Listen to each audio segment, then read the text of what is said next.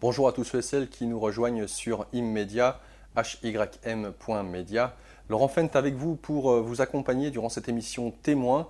Je vous rappelle le concept de cette émission. Il s'agit du parcours ordinaire d'un homme ou d'une femme extraordinaire, voire l'inverse. S'il y aurait un objectif à cette émission, c'est suite à une réflexion que je m'étais faite une fois, à savoir que la vie de chacun d'entre nous serait susceptible de faire un livre. Car au final, suite à toutes ces interviews que j'ai pu effectuer au fil des années, je me suis rendu compte que la vie de tout à chacun, même de ceux que je rencontrais dans la vie de tous les jours, en apparence l'homme ou la femme la plus banale qui puisse être, eh bien, avait toujours un parcours incroyable. Cela m'a montré d'une certaine manière que quand on prenait la peine, s'il en est, pour certains d'entre nous, d'écouter qui est l'autre, de voir son parcours, de voir sa vie, elle est toujours très riche d'enseignements. Et c'est pourquoi, à travers cette émission, je reçois des hommes et des femmes qui nous font part, durant 3 heures, de leur vie et du parcours qu'ils ont eu l'occasion d'arpenter et de fréquenter, bien évidemment. Et aujourd'hui, j'ai le grand plaisir d'accueillir Pierre Basselon. Pierre, bonjour à toi. Bonjour, cher Laurent. C'est un grand plaisir, Pierre, de t'accueillir dans le cadre de cette émission. On va te présenter succinctement pour avoir des étiquettes. Il en faut peut-être un petit peu. Tu es maître de conférences en chimie et physique à la retraite, Oui. quoique, puisque tu continues de toute façon à expérimenter, à réfléchir, à poser des équations. C'est ton grand plaisir que d'essayer de décrypter notamment tout ce qui a trait aux énergies libres, mais pas seulement, sur la manière dont l'univers fonctionne, quels sont les grands secrets mathématiques, chimiques, biophysiques qui eh bien, font bouger cet univers, cette réalité, cette matrice. Et pourquoi ici et maintenant tu es présent? Parce que tu as un parcours incroyable. S'il en est, après le mot incroyable ou le mot magique, chacun le met où il veut, bien évidemment. En tout cas, ça sera l'occasion pour moi d'apprendre à te connaître un peu plus en profondeur, voire même beaucoup. Et puis pour les internautes qui nous écoutent, eh bien, de découvrir l'homme que tu es et qu'est-ce qui fait que tu es ce que tu es aujourd'hui. Tu es aussi auteur. Tu as écrit 4 ouvrages que je vais citer tout de suite. La féerie du néant, Mon Guillain barré à moi, Voyons voir, le livre Arbitre des nomades et 2 livres à paraître, Les fleurs dans l'eau, Sémaphore et Vers d'année. Alors Pierre, tu aimes l'écriture, tu aimes jouer avec les mots, tu aimes chanter, tu as été très espiègle. Je ne sais pas si on a toujours été ainsi. On va voir comment justement, dans quel bain tu as pu grandir. Est-ce que tu peux nous parler un petit peu de ton enfance? Qu'est-ce qui caractériserait ton enfance pour toi, les grands mots, les grandes lignes? Comment c'était? Et c'était à mon enfance, cher Laurent. Ah, mon enfance. Ah, tu remontes loin là. Hum, Je peux t'aiguiller si tu veux bien. Les valeurs qu'ont pu te transmettre tes parents, c'était quoi? Est-ce qu'ils étaient catholiques, laïcs? Quelles étaient leur morale, leur philosophie? Est-ce que tu es né avec des frères, des sœurs?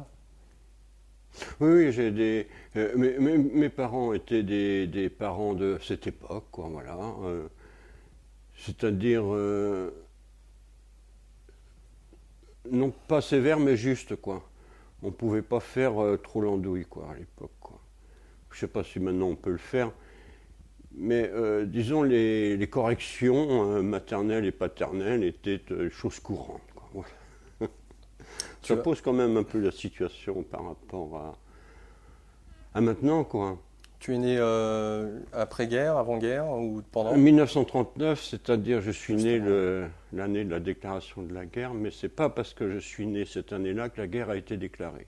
Je refuse toute Est-ce que c'était... amalgame. T'as grandi où en France?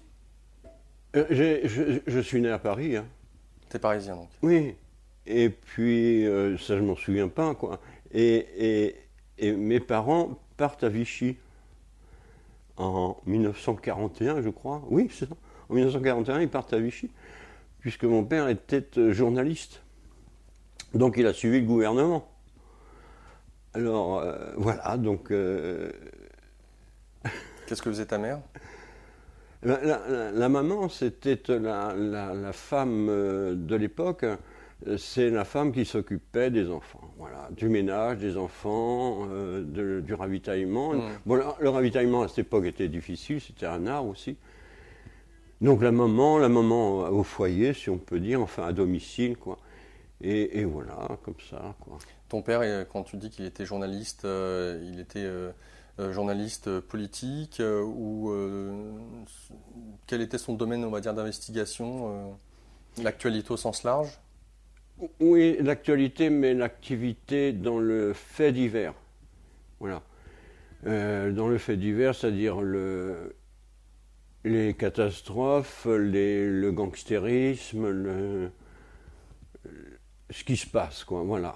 Mais je veux dire, il n'était pas politique non plus qu'éditorialiste. D'accord. C'était une personne qui relatait les faits. Donc, est-ce que tu as grandi dans une aura, une ambiance où la religion ou la morale était très présente, ou ça restait très laïque?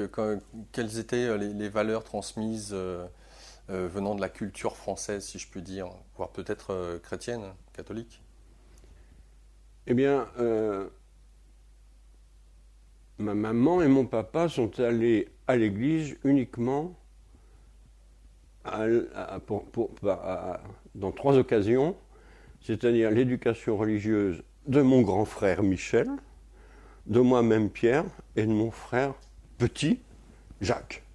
Voilà, donc c'est les seules fois où ils sont allés à l'église, mais on a eu le droit à l'intégrale de toute l'éducation religieuse, c'est-à-dire le catéchisme, la confirmation, les communions et tout la totale, quoi. D'accord. Alors que eux-mêmes Est-ce que ça veut dire que finalement les questions d'ordre théosophique ou théologique ne les intéressaient pas du tout, ou c'était vous en parliez pas au sein de la famille, ou tu n'as pas eu l'occasion d'assister à ce genre de conversation? Non, c'était suivre la tradition, mais sans qu'il y ait de conversation à ce propos-là au sein de la famille. C'était pas une obligation de faire cette éducation religieuse, mais c'était une tradition à laquelle on n'échappait pas, quoi. Les sujets qui étaient abordés quand tu te souviens un petit peu à table avec la famille, c'était quoi? Ton père, quand il recevait des amis, c'était quel genre de sujet qui était abordé? Mon père ne recevait pas beaucoup à domicile, hein, puisqu'il était journaliste de 6 heures du matin à peu près minuit. Hein, et donc il se levait le matin à 5 heures pour être le plus vite possible au journal, et il adorait cette Profession. Oui, cette profession et cette ambiance, quoi. C'était l'ambiance des années 50, 60, 70 où le travail était la marque d'une personne. Ça a pas mal disparu maintenant avec tous les problèmes qu'il y a vis-à-vis de l'emploi, mais à l'époque où les emplois étaient stables, une personne se définissait par ce qu'elle faisait, quoi. Ouais, je comprends. Ouais. Ouais. Qu'est-ce que tu gardes, toi, comme souvenir j'entends de cette enfance pris entre 2 frères, un grand et un petit, toi te trouvant au milieu, un peu la pierre angulaire, hein, s'il en est, entre Michel et Jacques, symbolique. Comment est-ce que tu te vois finalement dans cette enfance, voire adolescence? Qu'est-ce qui t'a marqué le plus? Mais les rapports entre frères ne sont pas évidents parce que donc ma maman affrontait 4 hommes, donc son mari et 3 garçons. Ouais. Donc c'était quand même assez chaud. Et bon, ça s'est résolu, mais c'est vrai qu'il y a eu des troubles au sein de la famille parce qu'on ne vivait pas dans un espace suffisant pour 5 personnes. C'était assez extraordinaire. On vivait dans 2 pièces dans le premier arrondissement de Paris. C'était un peu fou, quoi, pour 5 personnes. Mais c'était ça aussi l'époque, hein. Bon, puis ma maman a dit, bon, allez, il y en a marre, il faut absolument qu'on trouve un logement. Alors on est parti porte de Montreuil dans, enfin, un 4 pièces, quoi. Donc, si je comprends bien. Où les antinomies entre les frères se sont apaisées. Parce que ça chauffait pas mal dans 2 pièces, quoi. Oui, Voilà. j'ai bien le croire. Ouais. Donc si je comprends bien, tu es né à Paris, durant la guerre vous êtes parti à Vichy, et après la guerre revenu à Paris. Oui, bien sûr. Oui. Euh, Mon père travaillait à ce soir, ah oui, d'accord. Ouais. avec Qu'est-ce qui, Aragon. qu'est-ce qui a animé le petit garçon que tu étais tu te voyais comment, toi, là, avec le recul? T'as quel âge aujourd'hui? Tu peux nous dire ton âge? Je suis né en 1939, le 20 juin, donc aujourd'hui j'ai 77 ans. Eh oui, on a fêté ton anniversaire il n'y a pas si longtemps que ça, là. 77 ans. Yeah. Donc, qu'est-ce qui caractérisait pour toi l'enfant que tu étais? Comment tu te définirais avec le recul? Ça, c'est une question qui n'est pas facile. Mais, disons, si on commence par l'école, ça a été un grand supplice, quoi, parce que j'ai dû quitter ma mère, quoi, voilà. Mais bon, ça, c'était à la maternelle, hein. C'était très dur parce que j'ai dû quitter ma mère et j'étais fou amoureux de ma mère, quoi. De toute façon, voilà. Hein. Et oui, c'était l'amour total, quoi. Ben, ma mère était très belle, alors on ne peut pas échapper à son destin. Donc à l'école, c'était une cata. Dès le début, ça a été la catastrophe. Je pleurais en attendant ma mère. Et puis après, à Vichy, et ça c'est amusant, parce que j'avais 3 ans ou peut-être 4 ans, et je trouve dans le caniveau d'une rue de Vichy un morceau de phare arrière de voiture brisé, donc des morceaux tout rouges. Et je fonce dans le caniveau en voyant la beauté de ces rubis. Et ma maman dit, lâche ça, c'est sale. Alors c'était une déception terrible. Ouais, c'était vraiment la rencontre de la beauté dans la fange, quoi, dans le caniveau, quoi. C'était extraordinaire comme. Quels étaient tes centres d'intérêt? Tu te Mes rappelles? Ouais, qu'est-ce que tu aimais? Je ne sais pas si on aime quelque chose à cet âge-là, c'est-à-dire, ma mère, oui, d'accord, c'est une obligation, mais est-ce qu'on peut aimer à être enfant comme ça vers 3, 4, 5 ans, alors qu'on est entièrement dans la découverte? Est-ce qu'on peut préférer quelque 7 chose ans, 8 ans, 9 ans, 10 ans, d'accord. tu vois, je parle de l'enfance jusqu'à l'adolescence, donc jusqu'à 12, 14 ans, tu vois. Après, j'ai découvert à 7 ans, avec stupéfaction, que je savais lire et écrire et compter. Ça, alors là, jamais j'aurais pu penser une seule seconde que j'y arrive. Et au cours moyen première année, cours moyen deuxième année, fin du cours moyen deuxième année, je m'aperçois que je sais lire, écrire et compter, j'en reviens toujours pas. C'était tellement dur, quoi. Ouais, c'est quand même admettre un tas de symboles et de formes de pensée qui sont assez extraordinaires, quand même, quoi. Là, j'en reviens toujours pas, mais bon, ça y est, ça c'est acquis. Et c'est intéressant parce que dans la question que je te formule, c'est quel genre d'enfant tu étais, et tu réponds pas réellement à la question. J'entends qu'un enfant, la plupart, si ce n'est peut-être tous, on aime notre mère, c'est elle qui, dans les premiers temps en tout cas, est là présente, et voilà, c'est, j'allais dire, même vital et logique la relation intime qu'on peut avoir ou qu'on souhaite avoir avec sa mère. Mais pour ce qui est de la question de quel type d'enfant tu es, est-ce que tu estimes être un enfant rêveur, un enfant qui est sage, qui est timide, renfermé, ouvert, quel type d'enfant tu es? Là, j'ai raconté les feux rouges et dans le caniveau et l'apprentissage de la lecture. J'étais un enfant de la découverte. Je découvrais le monde, quoi. Voilà, c'était des découvertes invraisemblables. Voilà. Et dans le caractère, alors, dès le début, ben oui, à l'école, à 3 ans, je pleurais, donc j'étais un enfant assez insupportable, quoi. Voilà. Ouais. On peut dire comme ça, j'étais un enfant assez insupportable. Voilà. Tout à l'heure, tu as dit que j'étais un enfant espiègle, mais je crois que c'est vrai. Alors, est-ce que c'est espiègle? Est-ce que c'était mal dans sa peau? Est-ce que c'était joueur? Je ne peux pas dire. Mais c'est quand même, j'étais, par le corps enseignant, par exemple, assez mal reçu, quoi. Ils avaient toujours l'impression que, les professeurs avaient toujours l'impression que je me moquais d'eux, voilà, quoi. Oui. Est-ce que tu étais un petit peu le perturbateur de la classe, le clown ou pas? Après, je me suis retrouvé donc en sixième au lycée Chaptal, donc un lycée de haute volée, quoi. Et, et là, je me terrais dans mon coin, quoi, parce que franchement, je savais que je savais lire, écrire et compter, c'était déjà pas mal, mais j'arrivais pas à faire l'effort intellectuel et charnel d'être avec les copains dans une ambiance Studieuse? aussi bloquante, quoi, que le lycée Chaptal, quoi, qui est un lycée pour l'élite quand même. Ah bon? Oui. Ah, je connais pas, hein. Ah oui, oui, oui, le lycée Chaptal, près des Batignolles, c'était le lycée de l'élite, quoi. La grande bourgeoisie passe par Chaptal, quoi. Et moi, j'étais pas dans le coup.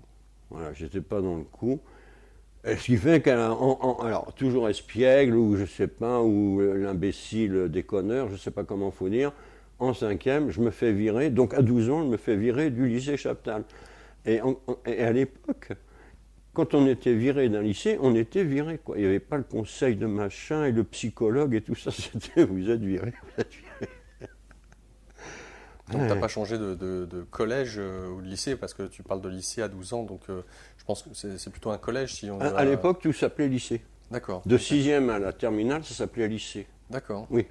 Il n'y avait pas la collège. distinction entre le collège D'accord, et je le comprends. lycée. Oui.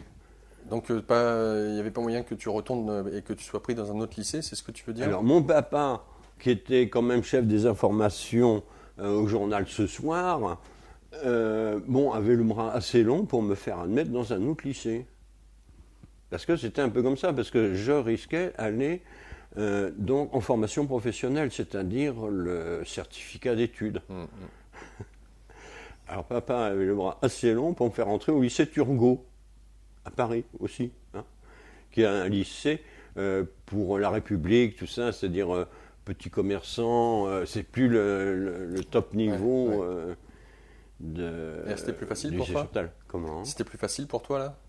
Eh ben là, j'ai réussi à tenir la quatrième, la troisième et la seconde, et en seconde, je me suis fait renvoyer. D'accord. C'est pas possible. Qu'est-ce que disaient les profs sur toi? Bah, que je travaillais pas et que je faisais l'imbécile, quoi. Après la cinquième, je faisais pas l'imbécile, je me terrais dans mon coin, mais je me suis tombé sur un os. Oui. Donc au lycée Chaptal, je suis tombé sur un os. Tu veux que je raconte, hein? Non, non, mais Non. c'était pour voir un petit peu Mais c'est les comment mœurs de t'étais perçu. l'époque, quoi. Ouais. Pouah, c'était implacable, hein. Ouais, c'était implacable. Alors comment t'as fait si t'as été renvoyé en seconde par la suite? Eh ben, papa, Encore? ben oui, mon cher père a réussi à me faire admettre dans un autre lycée, donc dans le troisième lycée. Donc, faut voir les traumatismes que c'est quand même pour un enfant. À 12 ans et à 15 ans, ou à 16 ans, je ne sais plus, mais se faire virer de deux lycées, quoi. À l'époque, c'était comme ça. C'est pas de psychologue pour aider l'enfant à lui dire qu'est-ce qui se passe, Et d'après toi, avec le recul que tu as, est-ce que tu sais pourquoi tu étais à ce point-là agité? Oui, agité, oui. Non, je ne sais pas. J'arrive pas à comprendre. Au lycée Chaptal, je me suis fait virer sur une bêtise d'un dessin. Le professeur, je lui rends un dessin qu'il fallait faire chez soi, je lui rends le dessin et il me dit que j'ai copié le dessin. Je lui dis non, j'ai pas copié le dessin. Il me dit, tu contestes, alors va à la porte.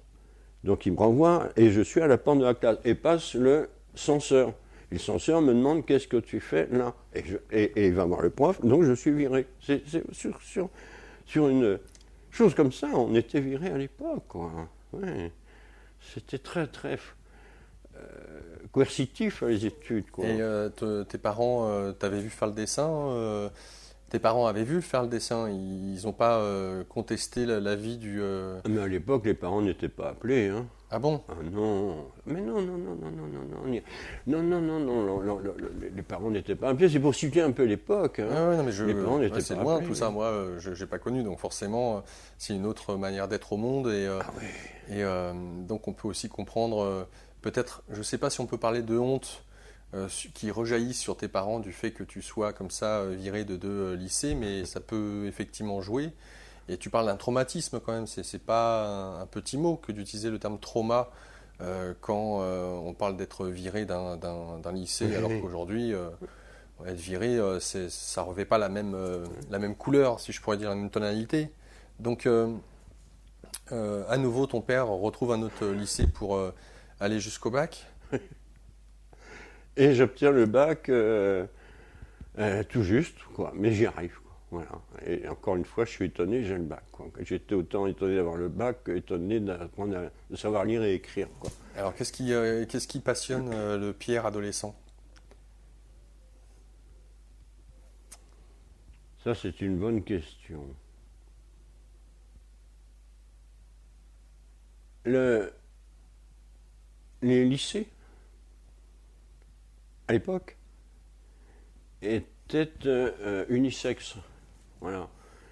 Et ce qui passionnait évidemment Pierre Basson, mais comme beaucoup, enfin j'en sais rien, mais c'est les filles, quoi.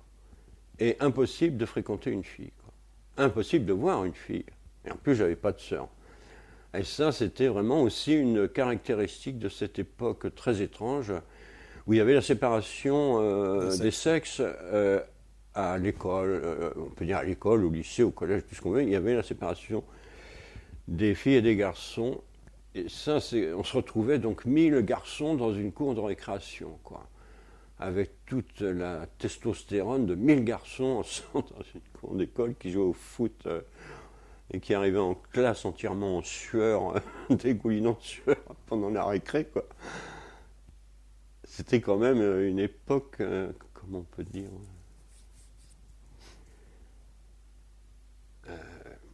masculine, quoi.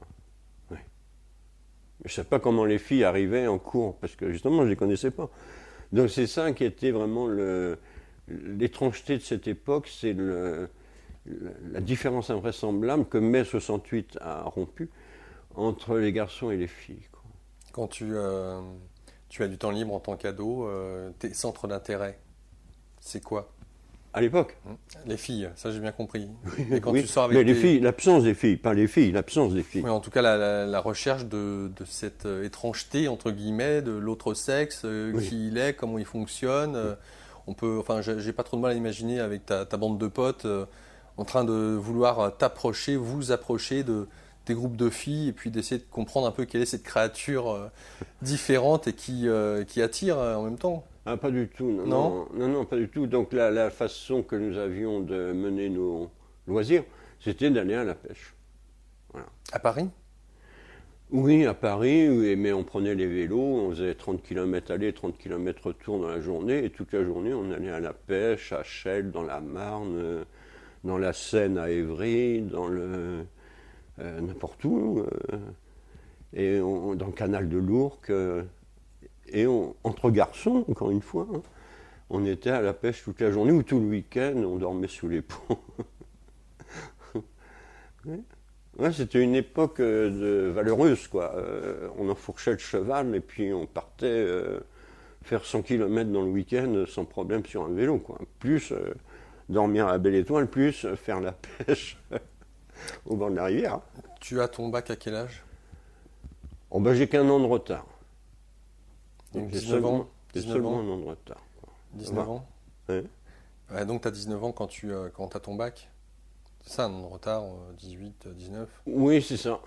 Ouais, j'ai qu'un an de retard. Ouf. Quels sont tes centres d'intérêt en dehors de tes amis, de la question des femmes qu'est-ce qui intéresse Pierre Basselon, les livres que tu lis tes centres d'intérêt, c'est quoi? Oui, ben, je lis beaucoup. Oui. Mais à l'époque, il n'y avait pas la télévision, quoi. On était, tous les jeunes lisaient. Ouais, il n'y avait pas vraiment d'autres distractions que la lecture, quoi. Et la musique sur le tourne-disque en 33 tours, quoi. Il n'y avait pas la télévision, quoi. Oui, c'était beaucoup, beaucoup la lecture, la lecture. Donc on lisait tout Alexandre Dumas, tout Victor Hugo, tout Eugène Sue. On lisait tout et n'importe quoi. Quels sont les auteurs qui t'ont le plus marqué? Ah, ça, alors la bonne question. Il faut se souvenir de ça. Ben, Stendhal, ouais, c'est Stendhal, quoi. Oui. Ah ben donc, ouais. Donc en première, non. En terminale, en première, je sais plus. Non, c'est en première. Donc je découvre Stendhal. Ah, je comprends qu'il y a quand même de l'air dans la vie, quoi. C'est-à-dire avec Julien Sorel, quoi. Il y a une possibilité d'évolution dans la vie, quoi. Puisque Julien, c'est le menuisier qui, menuisier paysan, qui arrive à être amoureux, d'une part, même si c'est beaucoup d'amour pour beaucoup d'ambition, mais qui arrive quand même à connaître l'amour et qui arrive à aimer de Madame de Rênal. Alors là, quand même, et comme Stendhal raconte l'amour, j'y ai cru. Est-ce que tu n'y croyais pas avant? Toi qui étais amoureux de ta mère, je ne sais pas ce que tu connaissais des femmes, justement, puisque tu disais qu'il y avait vraiment une séparation bien distincte. Mais ce livre, quelque part, un peu t'ouvre à ce que peut-être une relation amoureuse avec une femme? Dans l'idée, en tout cas, dans le concept? Oui, oui, que l'amour existe, oui. Oui. Avec Stendhal, je découvre que l'amour existe. Que je ne trouve pas dans Rabelais, je ne trouve pas ça dans Diderot, je ne trouve pas ça dans Madame de Staël, mais avec Stendhal, il est certain que l'amour existe, même si il peut avoir des conséquences assez, pas funestes, mais irréversibles. Ok. Est-ce que quand tu as ton bac, donc 19 ans, tu te rappelles en quelle année c'est? Ben, ça est en 58, 1958. Hein. Oui. Donc, comment t'envisages ou tu envisagerais ton avenir? Est-ce que tu sais ce que tu souhaites faire? Est-ce que tes parents t'encouragent à aller dans une voie plutôt qu'une autre? Est-ce que c'est toi qui décides? Est-ce que tu as décidé de faire des hautes études? Comment ça s'est passé pour ce choix-là? Et là, en terminale, il y a les amis, enfin les amis, non, ce ne sont même pas des amis, il y a les collègues. Il y a les collègues, oui, il y avait des amis aussi, mais il y a les collègues élèves comme moi, quoi. Et il n'y en a aucun qui sait ce qu'il va faire, sauf quelques fous qui disent je veux être vétérinaire ou je veux être ceci ou cela, mais disons 80% de la classe ne sait absolument pas ce qu'elle veut faire, quoi. Voilà. Donc toi non plus. Absolument aucune idée de ce que je vais faire. Sinon que donc j'ai choisi, puisque c'est l'obligation, j'ai choisi une orientation pour le bac. Hein. Et tu avais choisi donc? Donc j'avais choisi, comment ça s'appelait? Ça s'appelait Sciences et Vie. Non, c'est peut-être pas ça. Enfin, c'est l'intermédiaire entre c'est le bac intermédiaire entre la littérature et les sciences. Et les sciences. Et les mathématiques, voilà. Physico-mathématiques. Alors donc c'est un bac qui n'est ni scientifique, ni enfin qui est limite scientifique et limite littéraire. D'accord, oui. Ce sont les deux. C'est un bac qui mène à la biologie et à la chimie, voilà, grosso modo. Et un peu à la physique, mais les équations de la physique sont tellement complexes au niveau mathématique que ce bac-là ne permet pas d'accéder à la physique en pleine puissance, quoi. Et pourquoi ce choix, j'allais te dire, toi qui, bon, tu nous le dis, c'était un peu générationnel, tout le monde apparemment lisait,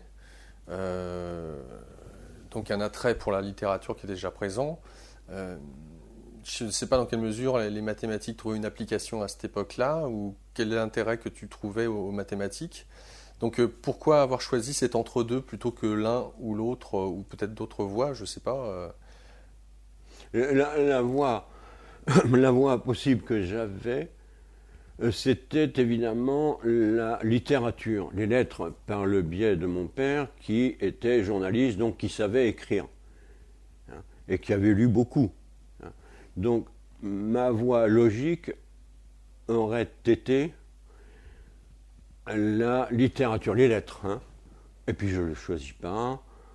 Et je ne sais pas pourquoi, mais mes résultats scolaires n'étaient pas non plus suffisamment satisfaisants dans cette discipline pour que je le choisisse clairement. D'autre part, mes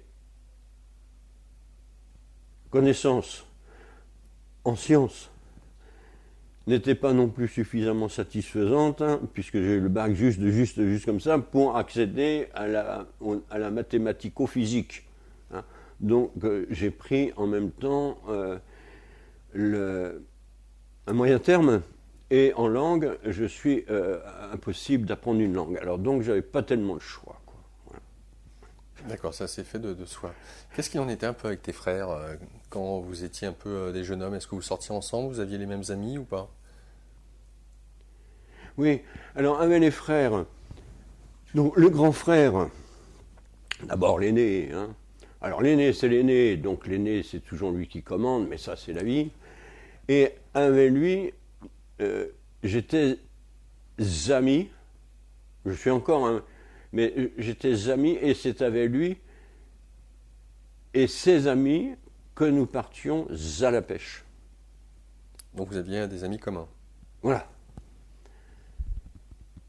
Et avec, ça c'est Michel, et avec Jacques le petit, hein, lui était complètement en dehors du coup, et il s'est mis à faire le vélo de compétition avec les courses régionales très très dures. Il n'avait quasiment pas de rapport avec lui, sinon qu'on mangeait ensemble, etc. Mais au niveau de la distraction, du délassement, je n'avais pas de rapport avec Jacques. Voilà.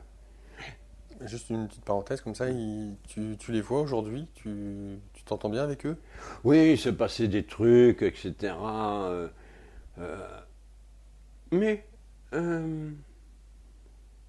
il y a 5 ans, 10 ans, on s'est remis ensemble et nous avons apaisé la famille,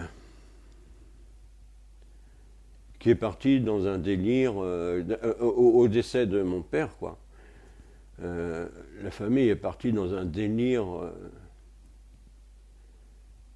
de rivalité, quoi, de rivalité invraisemblable. Et ce délire de rivalité invraisemblable a duré pendant 16 ans quand même, quoi. Voilà. Pendant 16 ans, j'ai pas vu mes frères.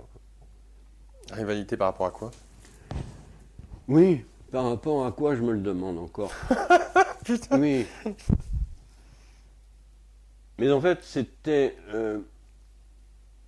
étant donné que mon père, que Dieu ait son âme, et que ma mère, que Dieu ait son âme, ne s'entendaient pas bien du tout en restant ensemble, puisque le divorce à l'époque ne se faisait pas. Donc nous avons assisté, nous les enfants, à autant d'années d'éducation avec les parents que de disputes entre eux. Et cette dispute est dans notre sang, à nous les enfants. Elle est dans notre sang, quoi. Et dès que la figure du père a disparu, on a été obligé de dupliquer cet assaut perpétuel de rivalité entre l'intelligence et l'âme de papa et l'intelligence et l'âme de maman, quoi, voilà. Et donc ça a bardé pendant 16 ans à savoir quel était le plus crétin des trois, quoi, voilà, le plus crétin des trois. Voilà. Bon, vraiment, c'était très violent, quoi. Et au bout de 16 ans, quand maman est décédée, 16 ans après papa, à peu près, immédiatement la réconciliation des trois frères. Donc j'ai étudié tout ça très sérieusement dans le milieu psychanalytique transgénérationnel, où franchement j'ai découvert des choses qui ont réussi à dépasser, à me faire parvenir à dépasser la folie des fantômes familiaux. Ouais, parce que ceux-là, ils sont coriaces. Oui. Donc après 16 ans de... Enfin, non, 20 ans de psychanalyse au sein du Jardin d'Idées, qui était une association qui dure encore et que je remercie d'avoir existé et de m'avoir accepté, qui dure encore, j'ai réussi, je peux dire, j'ai réussi à pacifier le mouvement. D'accord. Ouais. J'imagine qu'une fois que tu as ton bac en poche, il y a le service national qui t'appelle, non? Oui, bien sûr. Donc, c'était la guerre d'Algérie. Ah ouais. Oui, c'était la pleine guerre d'Algérie. Mais j'étais étudiant. Et à une année près, si j'avais pas eu le bac, que j'ai tout juste, si j'avais pas eu le bac, j'étais envoyé en Algérie.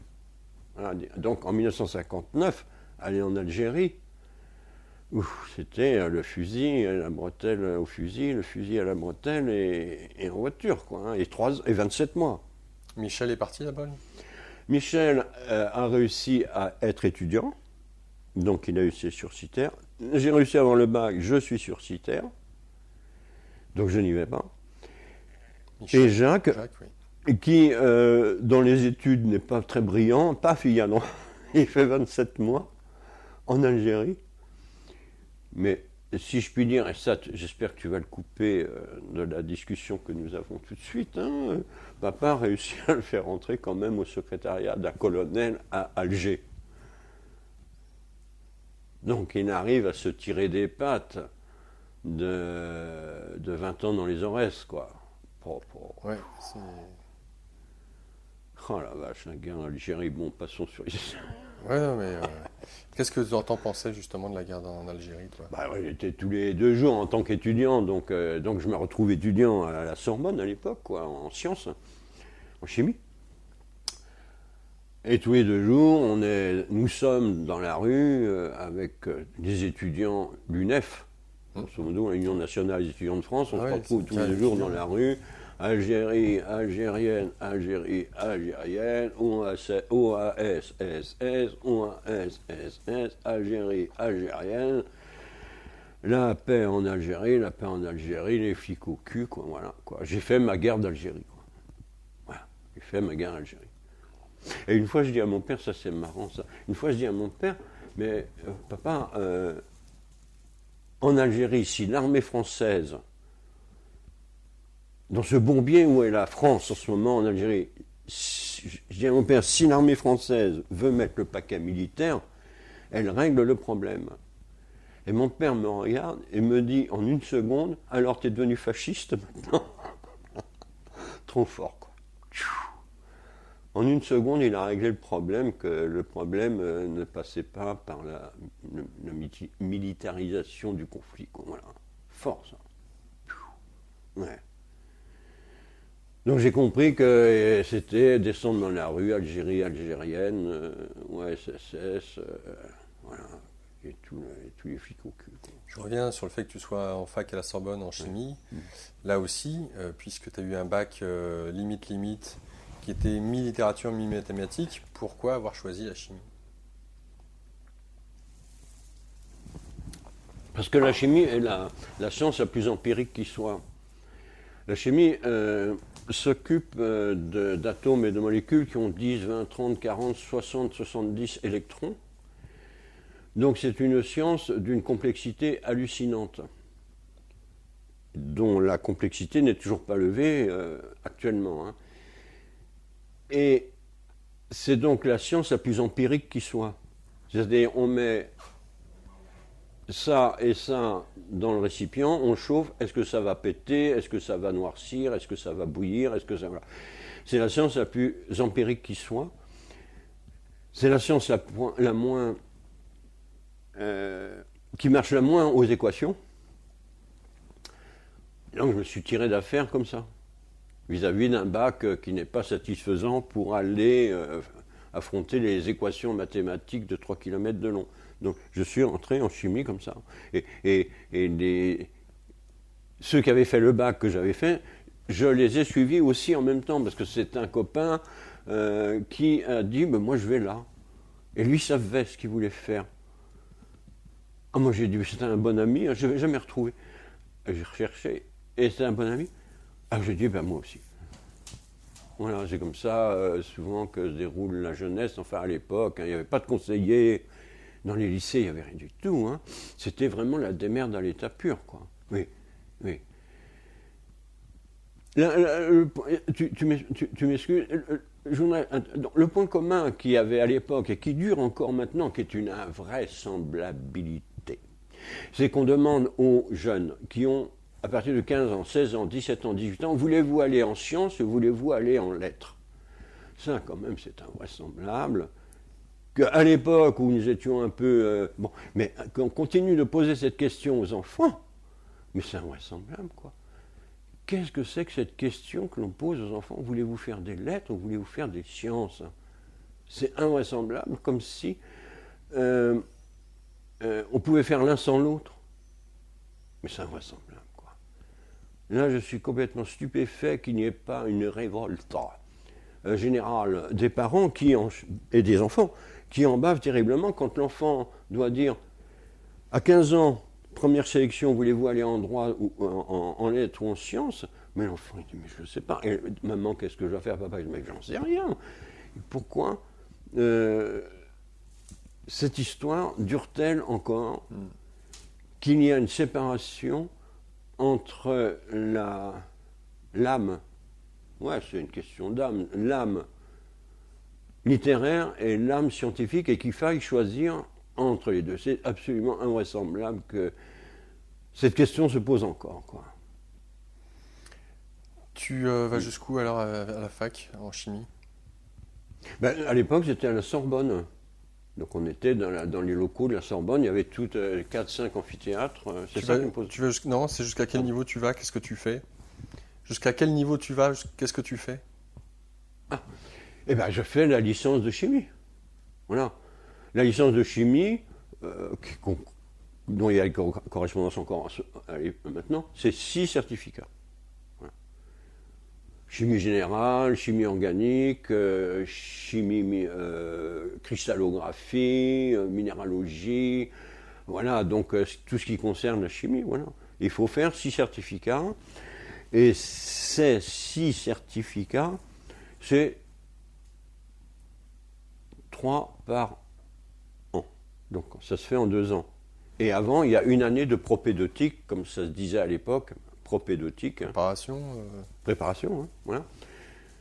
Donc la propédeutique, j'arrive à la faire en 1 an, avec des notes absolument juste rares pour passer en licence. Voilà. Donc je découvre les grands amphis de la fac à 200, 300, 400, 500 étudiants, quoi. Mauvais éclairage, pas de mauvais audio. Et j'arrive quand même à passer cette étape et j'arrive en licence. Donc il faut faire 6 certificats en 2 ans, 3 par an. Et je mets 7 ans à les avoir. Voilà, je mets 7 ans à les avoir. 7 ans. Donc là, t'as quoi? T'as 28, 29 ans? Oui. Donc je peux n'avoir aucun certificat dans une année. Et l'année suivante, je peux en avoir un. Et mon père me dit, Pierre, si tu veux, demain, tu es journaliste à France Soir, à Paris Presse, au Figaro, où tu veux. À l'époque, 1960-1970, les écoles de journalistes n'existaient pas ou étaient balbutiantes. Et mon père me dit, si tu veux, tu es journaliste. Et il rajoute, je vois bien que ça ne va pas très bien à ses études, je te fais nommer journaliste, hein, directement. Et moi qui vois que j'ai eu 0 certificat dans l'année et plus un certificat, donc un certificat en 2 ans alors que je dois en avoir 6, je dis à papa, non, je continue les études. Et je me dis, mais qu'est-ce que je fous? Mais qu'est-ce qui te passe? Alors qu'en rédac, si tu veux, je suis correct, quoi. On a un peu l'habitude quand même des rédacs au lycée, bon. Donc en rédac, je suis correct. Et je ne sais, j'ai toujours pas compris. Hein. Tu ne sais pas pourquoi tu t'es entêté là-dessus. Hein? Tu ne sais pas pourquoi tu t'es entêté. Je ne sais pas. C'est impossible à déchiffrer. Vraiment, au lycée, j'ai failli me suicider, quoi. Ah oui, quand j'arrive au lycée, à mon 3e lycée, et qu'enfin, en redoublant la seconde, je suis dans les bons, et que ça dure un trimestre, et qu'au bout du trimestre, je redescends dans les mauvais, je prends mon sac, je sors dans la rue, je longe tous les voies ferrées de la gare du Nord, et je sanglote, mais comme un fou, quoi. En me disant, mais qu'est-ce que le sort me fait? Mais j'ai pleuré pendant 1 heure, mais avec des sanglots, mais la mort qui coulait, les larmes comme ça. Et puis je sanglotais, donc ça s'entendait. Si quelqu'un passait à côté de moi, il entendait des sanglots, une horreur d'envie d'en finir, quoi, avec cette... Sa séance, première, ça va être en première, seconde première, avec cette horreur d'échec. Mais je suis pas passé à la casserole parce que j'ai pas eu le courage de le faire, mais vraiment pendant 1 heure, c'était des sanglots de fou, quoi. Ouais. Une violence. Voilà, puis après c'est tombé, je suis retourné au lycée et tout, en m'enfonçant dans la glaise, quoi. Je me retrouve dans la glaise, donc je mets 7 ans à avoir Ta licence. ma licence qui se fait en 2 ans avec tous les copains qui se barrent et tout. Je connais plus personne. Mais la difficulté de la pénétration, de la connaissance, en ce qui me concerne, hein. C'est fou ça, que tu te sois accroché comme ça, tu ne te voyais pas faire autre chose de toute façon? Tu ne te voyais pas faire autre chose? Mais en plus, je faisais rien, puisque j'avais aucun certificat. Je ne sais pas ce qui s'est passé, quoi. On dirait que j'étais tenu par des fils. Mais je me pose la question, quoi. Est-ce que j'avais des fils de... Est-ce que j'étais une marionnette au bout de fils, quoi, que j'avais pas le choix, quoi. J'avais pas le choix. Qu'est-ce qu'il en était des femmes? Alors les femmes, quand même, je commence à rencontrer les étudiantes à la fac, quoi. Ah, la beauté, quoi. Ah, c'est incroyable, quoi. La beauté, les filles, quoi. L'intelligence, leur rapidité, quoi. C'est stupéfiant, quoi. C'est vraiment une autre vie, quoi. Oui. Où il y a la séduction, quoi, qui arrive, quoi. Enfin, on a le droit de séduire. Parce que chez les garçons, on réfrène, parce qu'on était tous homosexuels, bien sûr, mais totalement réfrénés. Parce que les garçons sont aussi d'une beauté phénoménale, quoi. Certains, pas comme les filles sont. Mais il y a des garçons aussi qui... Et alors, avec les filles, donc, c'est la séduction qui arrive. Elles sont grandes, elles sont petites, elles sont intelligentes, elles sont habillées de façon extraordinaire. Voilà, c'est la beauté qui arrive, quoi. Avec les filles, c'est la beauté en tant que telle qui arrive, quoi. La connaissance de la beauté. Et au bout de la propédeutique, c'était dans la première année de l'université, donc je suis enfin entouré de filles, mais sans toucher. Ça, bon, passons sur les détails. Et les filles, et on convient qu'on va faire un mois en Grèce. À 4-5 avec les filles et les garçons. Et hop, ça marche, tout le monde est d'accord, on se barre en Grèce. Et moi je me dis, si je me barre en Grèce, j'ai raté évidemment la propédeutique en juin, je dois la repasser en septembre. Si je me barre en Grèce, je ne l'aurai pas. Donc je dis aux filles et aux garçons, j'y vais pas. Alors je me rentre chez moi en métro en me disant, bah selon, t'es bien, t'es un garçon raisonnable. Et je rentre chez moi, je rentre, et je me dis, mais qu'est-ce que t'as fait là? Mais qu'est-ce que... Et je m'allonge par terre, comme les curés pendant l'ordination. C'est-à-dire, le ventre par terre, hein, la face contre le sol, les bras comme ça, et je me mets à pleurer encore une fois.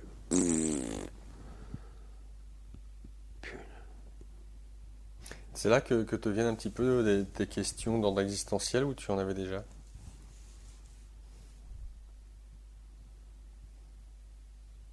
Moi, des questions existentielles, ça veut dire quoi, ça? Je laisse la question ouverte. Prends-les comme tu veux. Qu'est-ce que ça évoque pour toi?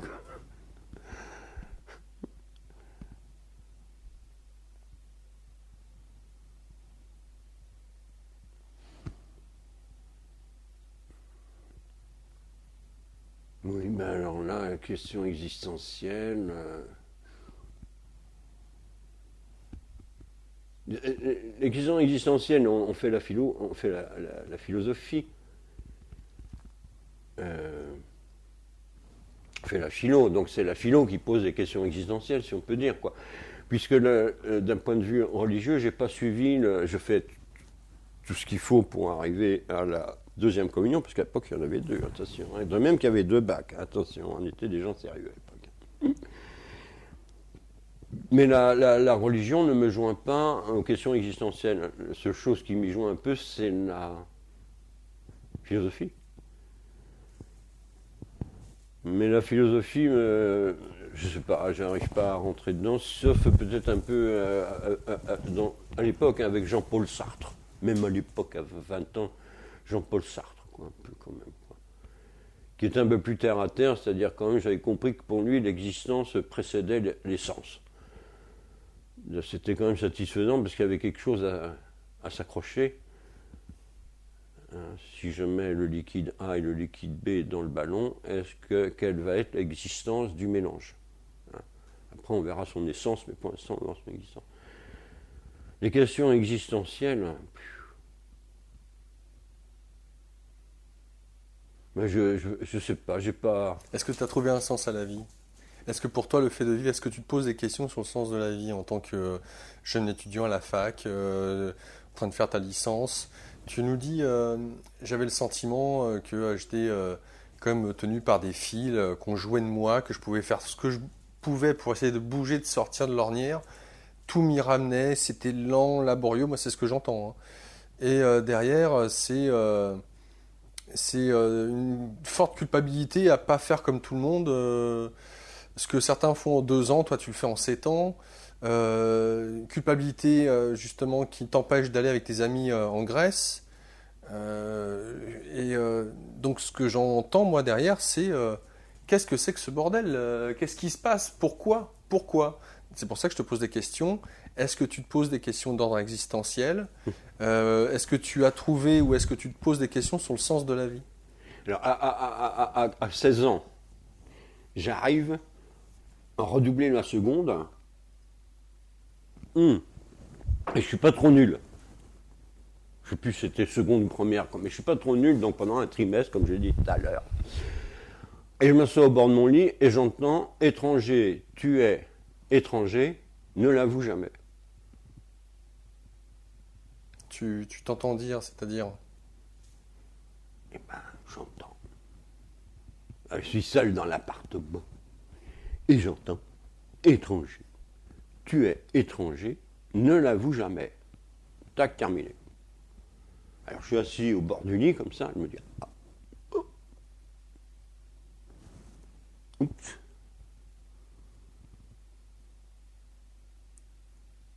C'est vraiment la question existentielle, puisqu'on parle d'existence. Hein. C'est vraiment la question existentielle qui m'arrive comme ça, gros, je ne sais pas d'où ça sort. Hein. Et ça se transmute en extase. C'est-à-dire pendant un certain temps, 1 heure, 2 heures, je ne sais pas, je suis extatique devant cette affirmation, hein, on ne peut pas dire le contraire. Il n'y a pas le choix, quoi. Étranger, tu es étranger, ne l'avoue jamais. Alors, donc j'en reste pendant 1 heure ou 2 heures, et c'est marrant les extases, parce qu'en même temps qu'on veut que ça dure, parce que tout est là, en même temps, il faut que ça cesse, tellement c'est extraordinaire. Voilà, alors ça c'est l'extase, voilà, c'est les 2 sens de l'extase. Et voilà, il faut que je me débrouille avec ça. Étranger, tu es étranger, ne l'avoue jamais. Est-ce que justement, puisque tu as 16 ans à ce moment-là, j'imagine que tu as fait ta profession de foi ou ta confirmation déjà à cet âge-là, est-ce que le catéchisme, est-ce que tout ce qui a trait au dogme religieux t'a affecté dans tes croyances? Y a-t-il un Dieu? Encore une fois, sur cette notion du sens de la vie.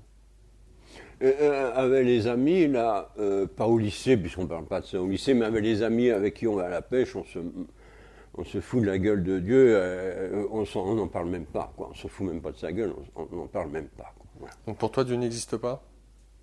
Et ça n'a, comme dit Sartre, ça n'a aucune importance qu'il existe ou pas. Voilà. Ça, vraiment, là, j'ai trouvé un mot clair de la part de Sartre, que Dieu existe ou pas, ça n'a aucune importance. D'accord. Et Jésus? Tu fais du catéchisme, hein, tu me dis que c'est Oui. assez poussé, que tu as été loin, donc. Oui, mais le catéchisme, il y a aucune, je l'ai fait sans aucune foi. D'accord. Ouais, c'est la foi vraiment nulle, quoi. Et arrive ce message, étranger, t'es étranger, ça commence bien. Ne l'avoue jamais. Alors ça, c'est vache quand même, quoi. Donc je peux pas en parler. Tu l'as compris plus tard, ça, ou pas? Comment? Est-ce que tu as compris le sens de cette affirmation plus tard? Ou même encore aujourd'hui, c'est un mystère? Ben, je vais au restaurant, je demande un sandwich au saucisson. Et le garçon, il me dit, saucisson beurre ou pas? Et j'ai pas le droit de répondre. Voilà. Je ne comprends pas. Oui. J'ai pas le droit de te répondre. Ah bon? Ne l'avoue jamais. D'accord. Ouais. Mais ça répond pas à ma question. Vas-y. Je te demande pas de me le dire, je te demande si tu as compris le sens de cette affirmation. Ben, si je l'ai compris, je te le dis. Alors, est-ce que j'ai compris? Oui ou non? Oui. Ne l'avoue jamais. Ok, étranger, ne l'avoue jamais. Je te demande si tu as compris d'où ça venait, le sens profond de cette affirmation. Et là, donc cette affirmation, on la retrouve dans Schubert. Le Winterreise, le voyage d'hiver, le premier lied, Gute Nacht. Fremd bin ich eingezogen, Dina, Dina, Lam. Dina, Dina, Lam. Dina, Dina, Lam. Dina. Donc c'est le premier vers du voyage d'hiver de Schubert. Fremd bin ich eingezogen, étranger je suis venu, étranger je partirai. Pof. Ouf. Voilà. Ça répond pas à ma question. De mon point de vue, hein, est-ce que tu as trouvé un sens à cette affirmation? Eh bien, l'art donne un sens à cette affirmation. D'accord. Voilà, on Ok. peut mettre ça en exergue. art. Ok. En art. Oui, j'entends Oui. On peut créer avec. le code pour traduire le. On peut créer avec. C'est possible de créer avec. Oui. D'accord. Oui. Aujourd'hui, je te sais aimer la musique, le chant. Est-ce que c'est toujours quelque chose qui t'a accompagné? Ah oui, la musique, oui. Oui, ben, donc j'ai fait toutes mes études avec la radio et le classique. Parce que le classique, c'est ce qui interrompt le moins la pensée. Oui. Le jazz interrompt pas mal la pensée, la variété interrompt trop fort la pensée, et le classique, c'est ce qui s'écoute sans que la pensée soit interrompue. Voilà. Donc je ne peux écouter que du classique et ça continue. À mon plus grand désespoir, mais c'est comme ça. Donc, je te repose la question une deuxième fois, Pierre. Vas-y. Est-ce que, une fois la licence en poche, est-ce que tu te poses des questions d'ordre essentiel, existentiel, notamment sur le sens de la vie, ce genre de choses? Je te pose la question parce que je sais ce qu'il en est aujourd'hui, tu vois, et que je voudrais voir, saisir, comprendre un petit peu dans quelle mesure tu te laisses porter par la vie, dans quelle mesure tu t'interroges. En tout cas, moi, ce que j'entends pour l'instant, c'est que tu en souffres. Il y a une certaine forme de souffrance qui est présente. Ben, il faut survivre, c'est sûr, mais c'est à l'époque, je fais de la chimie, c'est-à-dire je fais de la démerde. Je fais de la démerde. Est-ce qu'il y a un sens? Il faut faut se débrouiller pour survivre aux aléas de la vie, quoi. Voilà. Est-ce qu'il y a un sens?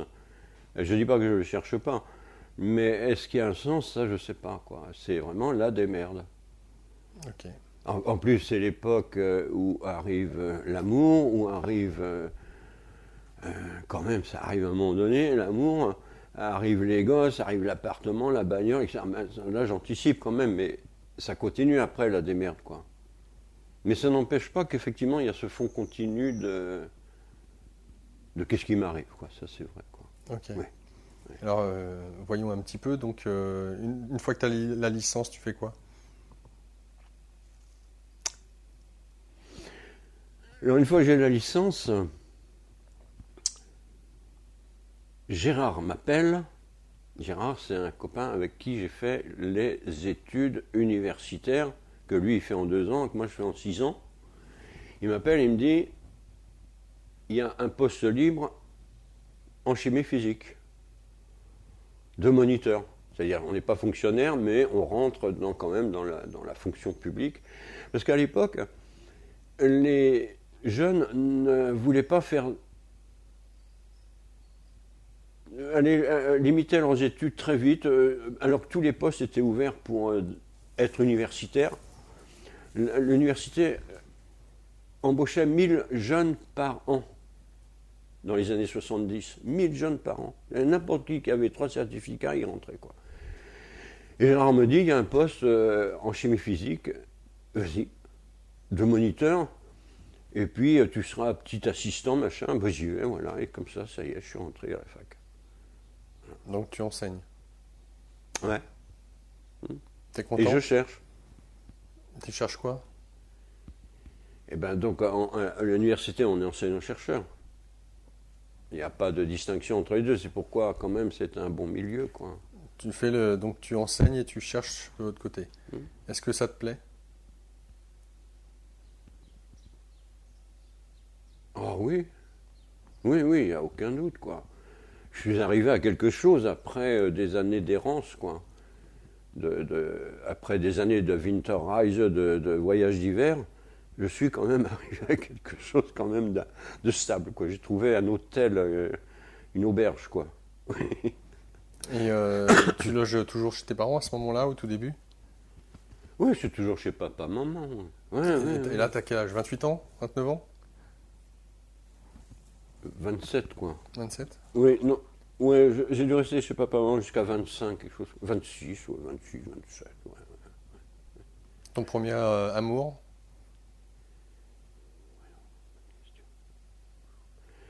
Ah bah dis donc, alors là tu poses des questions.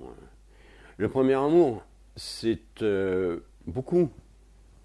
Puisqu'enfin en propédeutique, à 19-20 ans, je découvre les filles. Donc je suis amoureux de toutes les filles, quoi. Ça y est, aucun problème, pas de sélection. Et avec les filles, je sais pas comment on dit, c'est non. Je parle. Je touche pas, je parle. Comme un siphonné, quoi. Je parle. Et je touche pas. Alors je rentre chez moi, je dis ça, y est, t'as bien parlé, t'as touché, non, t'as pas touché, alors qu'est-ce que tu fais?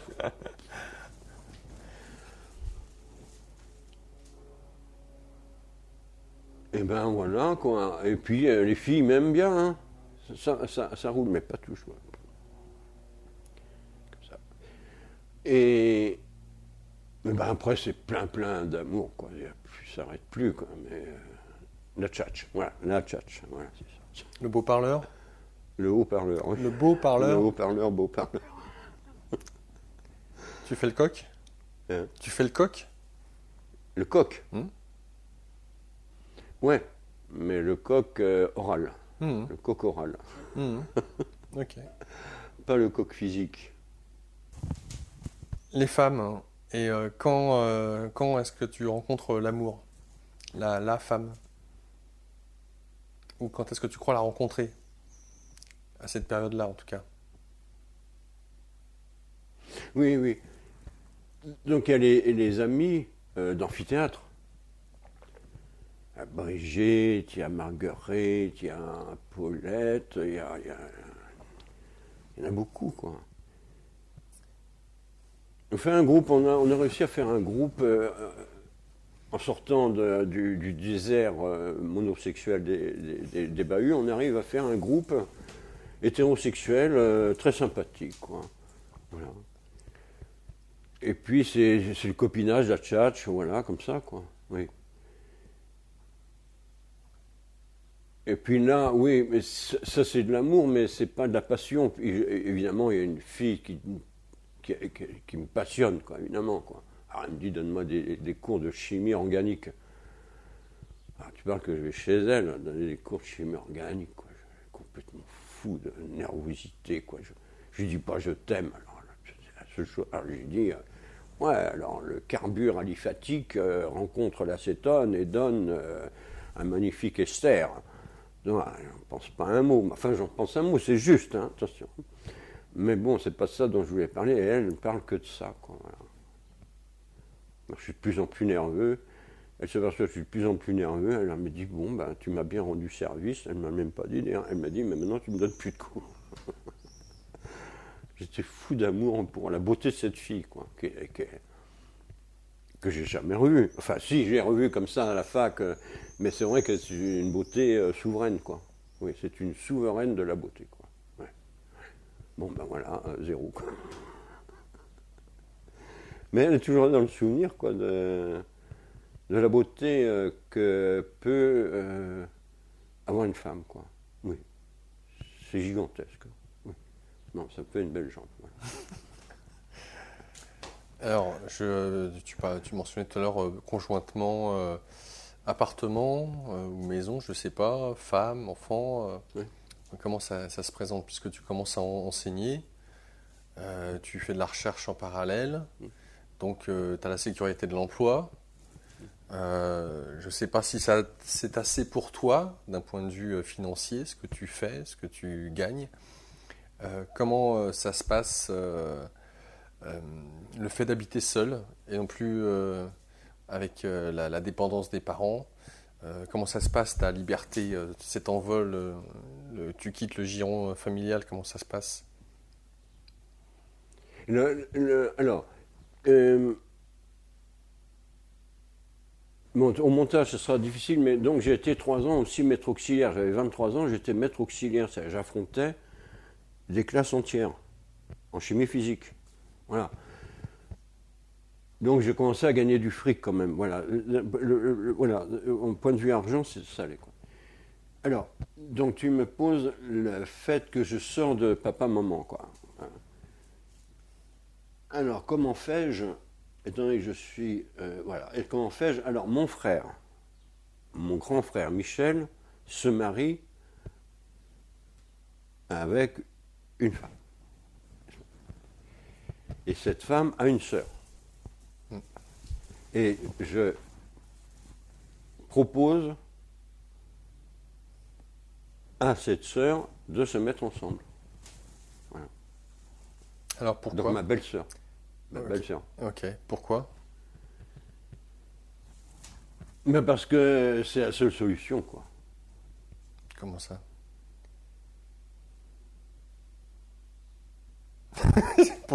Explique-moi, je comprends pas. Tu es amoureux, tu dis quoi? Ça veut dire quoi? C'est la seule solution.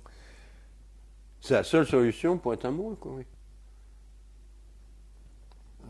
L'amour ne précède pas le fait de demander à l'autre. Je ne saisis pas trop la logique, Pierre. Bah, apparemment, les fils ne sont pas rompus, quoi. Il n'y a pas tellement le choix. Je comprends pas. Qu'est-ce que tu veux dire par il n'y a pas tellement de choix? Bah, à la fac, j'ai un choix incroyable dans toutes les nénettes, puisque c'est mixte, quoi. Ben, non, il n'y a pas le choix.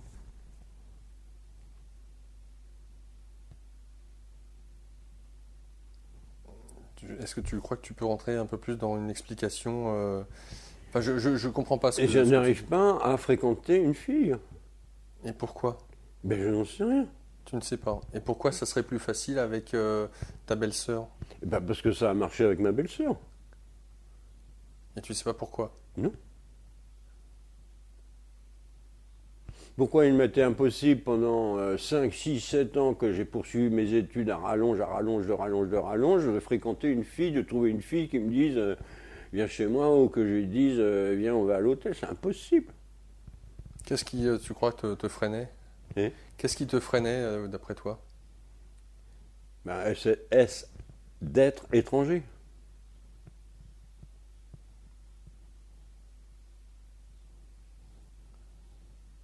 C'était pas possible qu'il y ait un point commun par l'étrangeté. Et alors, est-ce que justement, quel était le point commun avec ta belle-sœur à cette époque-là alors? Que mon frère se marie avec sa sœur. D'accord.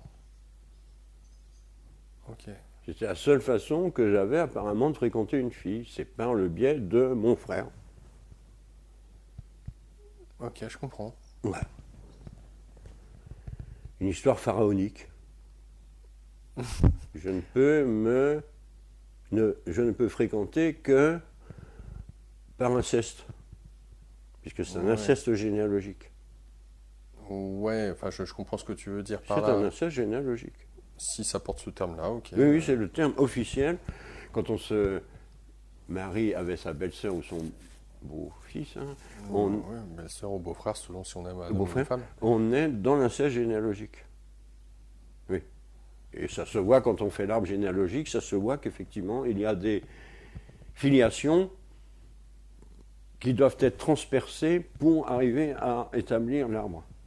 Mais ça, c'est un peu technique, mais c'est juste que ce soit appelé un inceste généalogique. Comment s'appelle ta belle-sœur alors? À ce moment-là? Et comment son prénom? Oui, c'est Françoise. Françoise. Oui. Qui est donc la sœur de l'épouse de Michel. Voilà. Michel, ok. Ton frère aîné. Vous vous installez ensemble peu de temps après alors? Oui. Oui, oui, ça y est, là, on est sérieux, nickel, on s'installe et tout. Un appartement, un enfant. Donc l'appartement que vous prenez, tu vivais pas seul déjà avant de la rencontrer? Non, non, elle vivait chez papa-maman et moi aussi. D'accord. Yes, Ok. yes. Ben, moi, avec mes études à rallonge, j'avais pas un rond, quoi. Ah oui. Et elle faisait quoi? Eh ben, elle a fait la propédeutique en maths physique et elle a laissé tomber. Voilà, elle a laissé tomber. Voilà. Elle n'a pas eu l'examen et elle a laissé tomber. Voilà. Et après, elle a fait le secrétariat. Un enfant?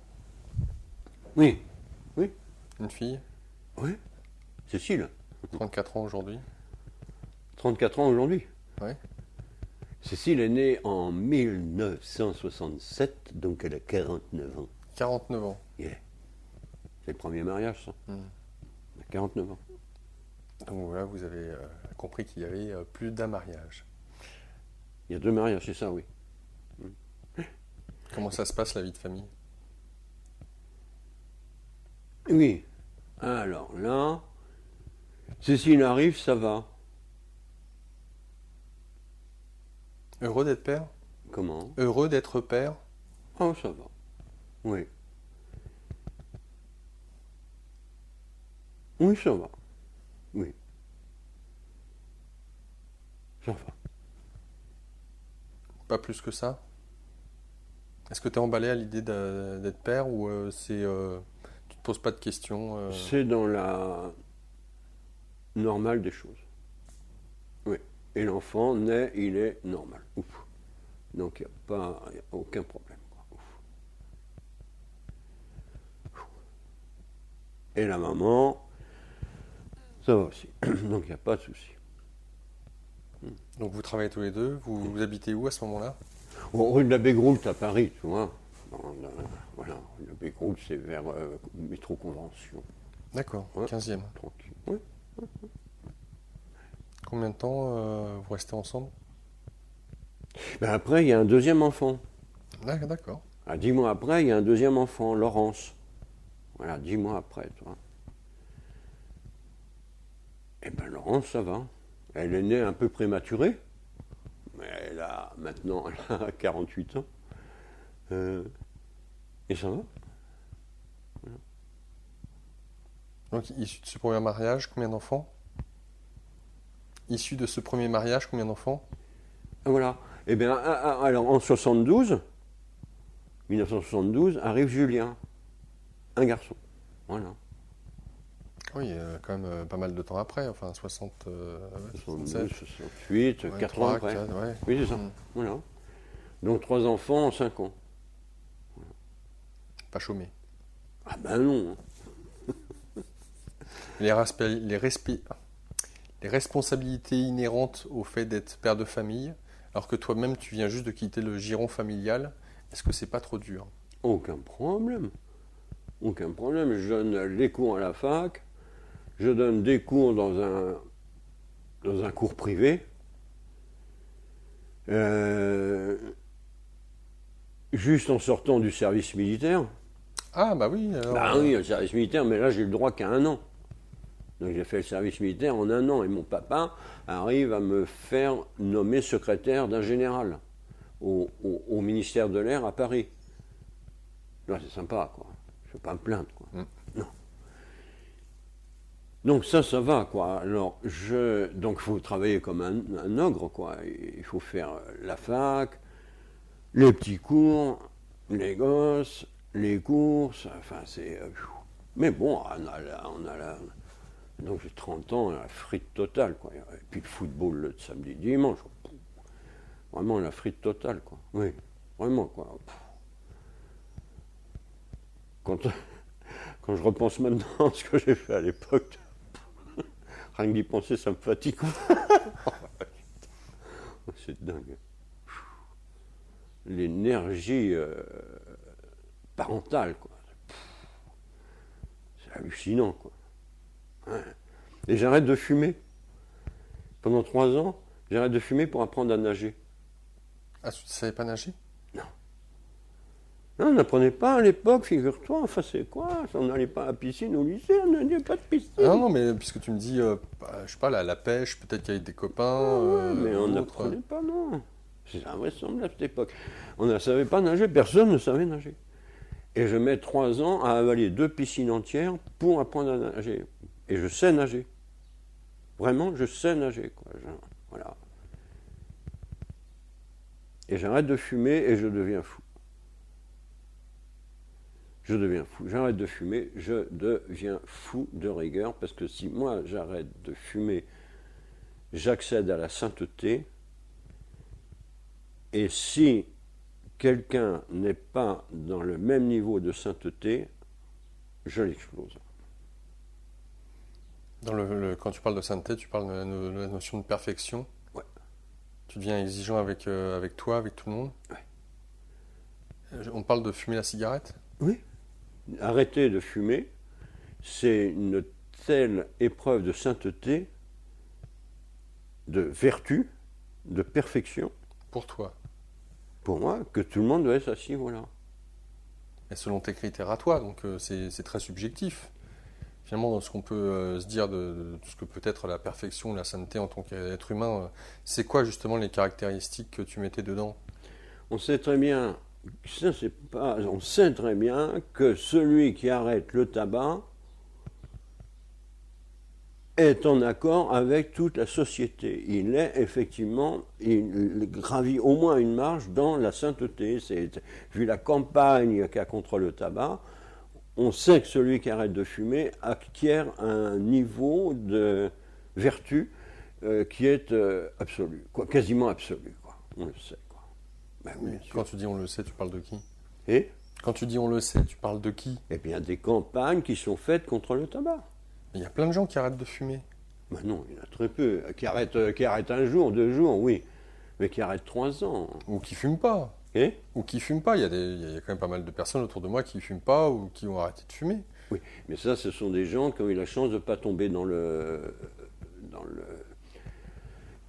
ont eu la chance de ne pas tomber dans le pouvoir du tabac.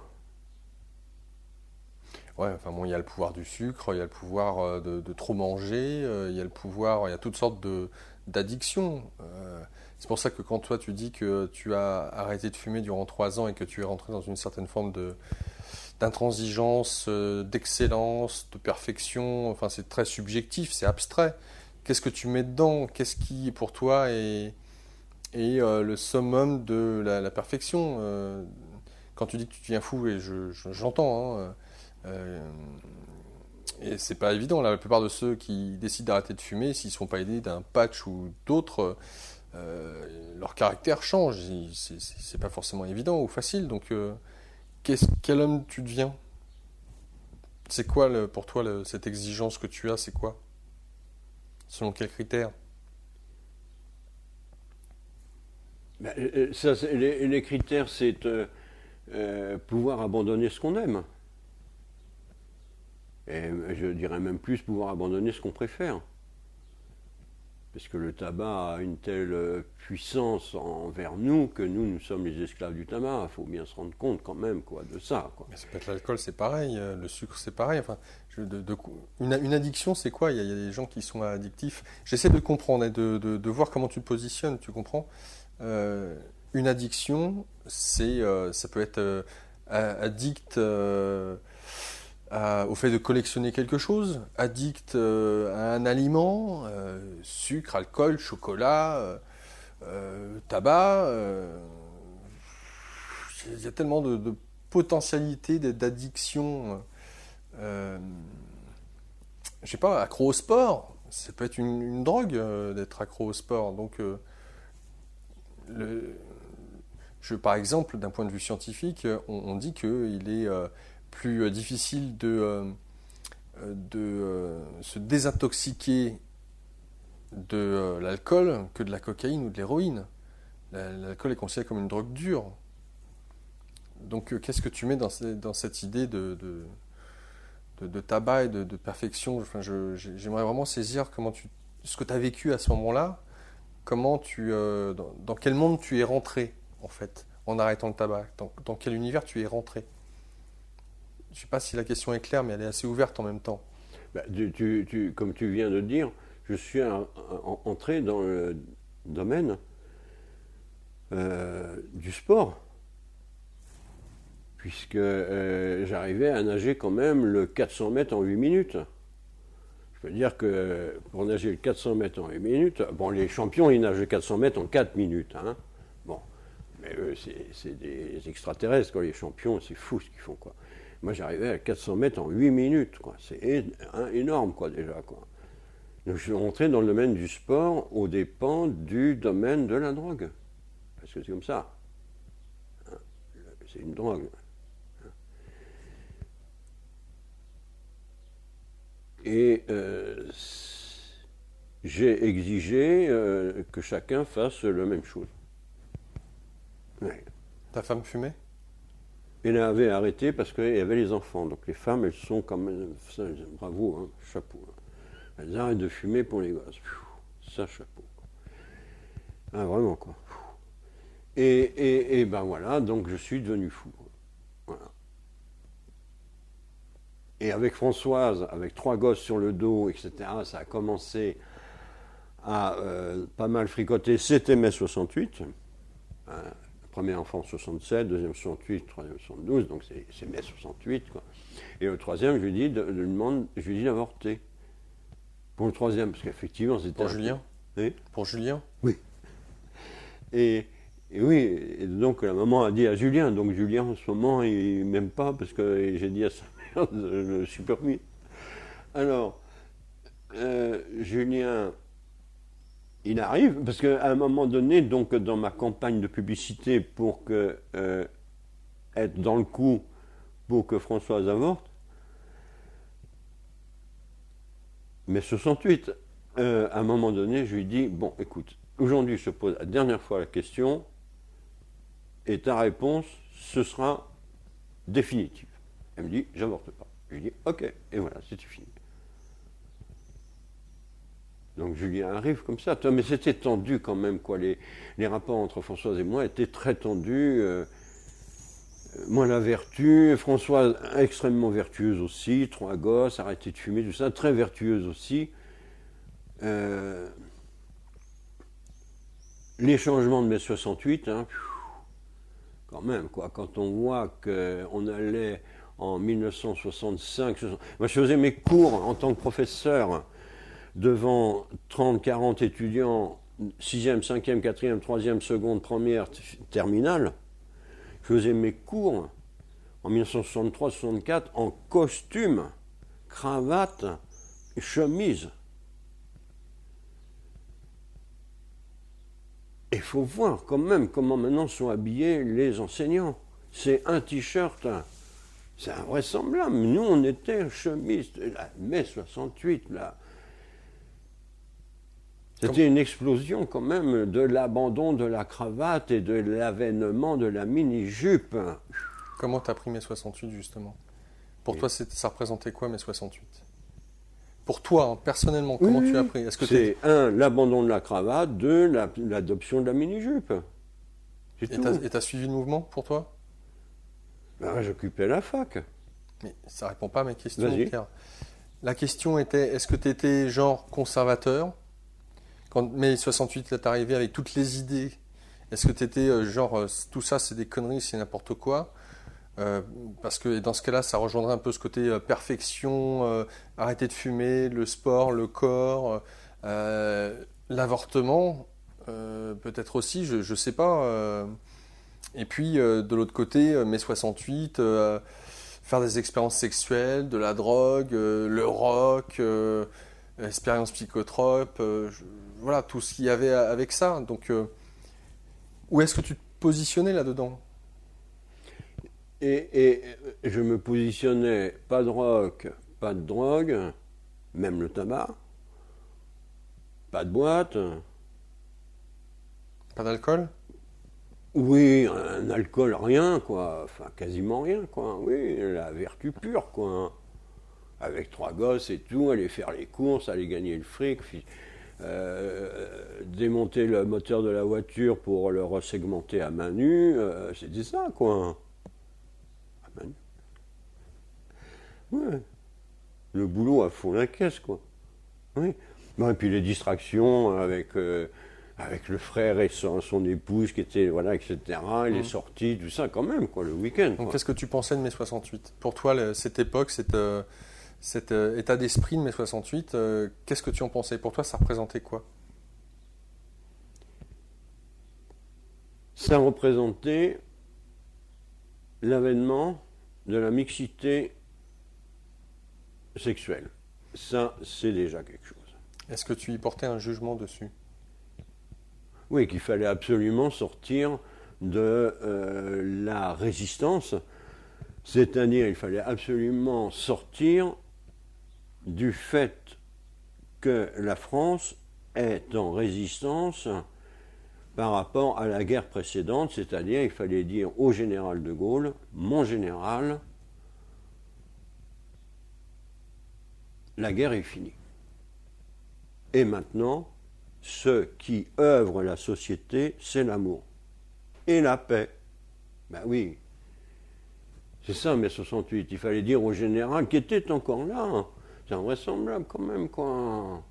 1968, le général qui a gagné la guerre en 1940, il est encore là. Il faut à un moment donné lui dire, mon général, t'es formidable, t'es extraordinaire, mais arrête. Et remplaçons le combat. Remplaçons la rivalité, remplaçons le meurtre par le peace and love. Donc, tu étais quand même, j'allais dire, dans pro-mai 68, dans l'esprit. Est-ce qu'il n'y a pas une sorte de dichotomie entre justement ton côté conservateur, qui va faire ses cours en costard-cravate, peut-être un peu coincé, le sport, l'hygiène, on fume pas, on boit à peine Le voilà. costard-cravate, c'était en 1963-64. Oui, alors? Et en 68, c'était fini. D'accord, et tu as suivi, toi, ce... Ah bah direct, quoi. On a abandonné la cravate, c'est fini la cravate. D'accord. Alors, j'ai pris cet exemple-là, il est peut-être pas parlant, mais c'est dans cette idée de perfection que tu as. D'où te vient cette idée de perfection? D'où te vient cette intransigeance? Alors que mai 68 révolutionne tout. Donc pourquoi suivre un mouvement qui est révolutionnaire, entre guillemets, ou qui est évolutionnaire dans le sens où vraiment atypique, qui casse les codes, et toi qui es très rigide par rapport au code. Tu saisis ce que je veux dire? Oui, oui. Et c'est quand même à ce moment-là que je dis à la maman d'avorter. Donc je casse aussi la rigidification du code quand même. Voilà. Hein? Oui, c'est vrai. Oui, Mhm. oui. Donc je rentre dans le coup. Et Françoise prend la pilule. Et on a 3 gosses alors qu'elle prend la pilule, alors qu'elle est avec Jean d'Alsace, le plus grand gynécologue français de l'époque, qui importe la pilule en France, et elle se retrouve avec 3 gosses. 3 gosses. Mais elle veut garder le Julien, elle le désire Oui. garder. Voilà. Et Julien arrive, quoi. Il n'y a pas de problème, quoi. Mais vous séparez, Françoise et toi. Et à ce moment-là, tellement exigeant devient-je, et tellement Françoise protégeant les enfants, on peut dire, je ne sais pas, c'est très difficile, hein, je n'ai pas tout encore compris, je la fesse. Je la fesse. Je la fesse. Ah, Françoise. Oui. J'arrête de fumer et je fesse mon épouse. Parce que l'iration, non, c'est pas ça, l'irascibilité L'irascibilité, ouais. Pour être gentil, poli, ouais. est poussée au max, quoi. Max. Mais pourtant, tu n'as jamais été comme ça et tu voues un amour pour les femmes. Depuis le début, tu parles des femmes comme étant quelque chose d'assez inaccessible ou quelque chose de beau. Et pourtant, vis-à-vis de la femme avec qui tu te maries, il y a en tout cas à ce moment-là de ta vie, peut-être pas au début, mais il y a une certaine forme d'intransigeance. Tu nous parlais de l'amour que tu voues à ta mère, de la beauté de ta mère, et c'est comme si quelque part tu n'avais pas choisi Françoise. Ce que j'entends, c'est finalement, c'était un peu logique, quoi. C'était voilà, 7 ans à la fac, pas une seule nana, hein.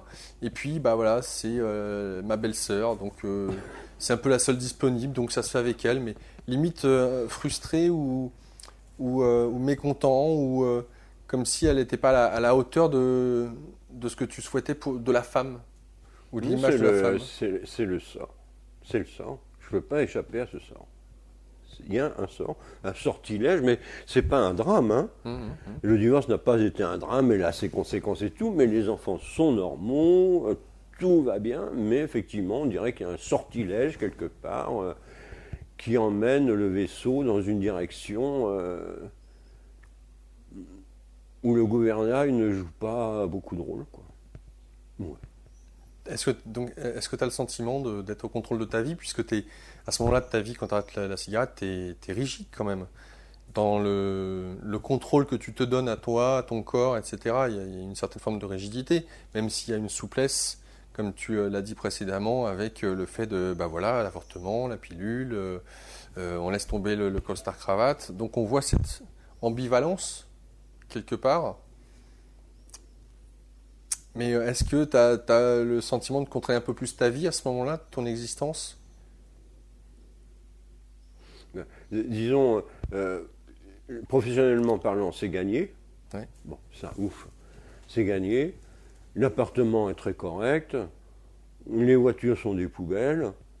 Les enfants vont bien.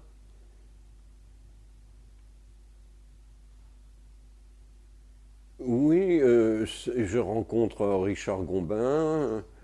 Voilà.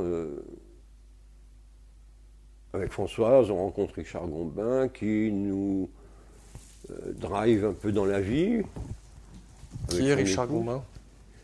C'est un ami. Voilà, c'est un ami. Nous, on habitait au premier avec nos 3 gosses. Lui, il habitait au deuxième avec son gosse. Non, on avait que 2 gosses avec moi. Voilà, donc, on disait, on va au cinéma, vous surveillez les gosses, et eux, ils allaient au cinéma. D'accord. Voilà. Voilà. Ouais.